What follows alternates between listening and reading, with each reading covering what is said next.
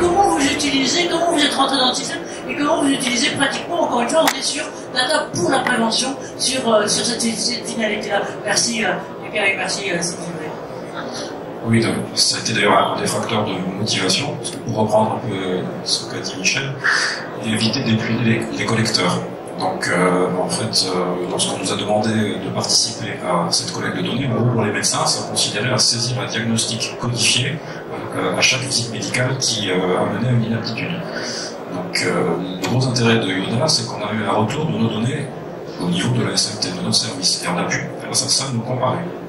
Et cette comparaison, en fait, est assez intéressante parce qu'on a pu voir, déjà, on n'était pas trop mal par rapport à la région dans beaucoup de situations, mais on a pu voir éventuellement des points où on était, entre guillemets, moins bon ou meilleur, hein, parce que c'est pas un bon terme, mais ça, certains médecins se sont emparés pour aller, par exemple, on a repéré un secteur d'activité qui ressortait chez nous comme étant un peu plus pourvoyeur d'inaptitude, mais qu'on ne retrouvait pas dans les autres départements de la région.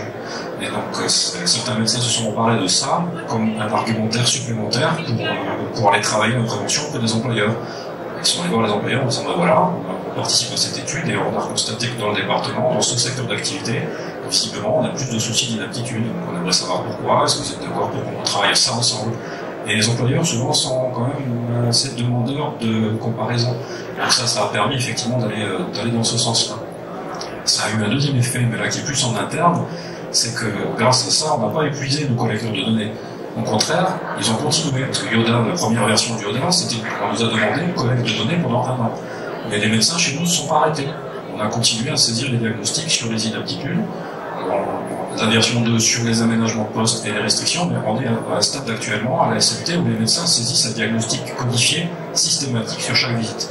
Donc on pourra imaginer, dans quelques années, faire une analyse beaucoup plus précise, d'avoir il y a une partie de votre logiciel métier qui nous dit, ben voilà, vous avez la possibilité de saisir ici le diagnostic en lien avec la visite.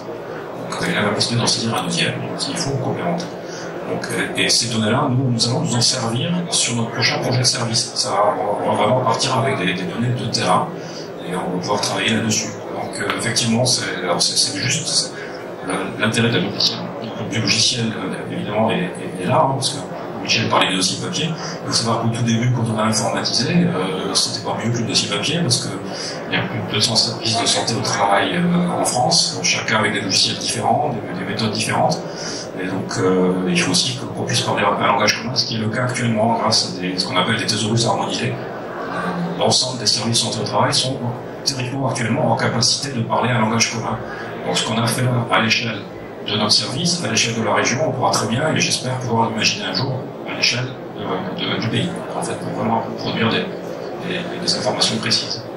Merci de ces orientations là-dessus. Moi, ce qui me frappe aussi, c'est un terme que vous avez dit, et que, si je peux me mettre, on entend une longue complainte dans nombre de services de santé au travail qui sont encore une fois autonomes ou interentreprises, c'est que les gens, y compris les médecins, ont l'impression de saisir des trucs et de jamais avoir de retour. Et là, le système et la façon dont vous l'avez conçu toutes les deux là-dessus, c'est justement pour avoir un retour systématique et donc une utilisation systématique.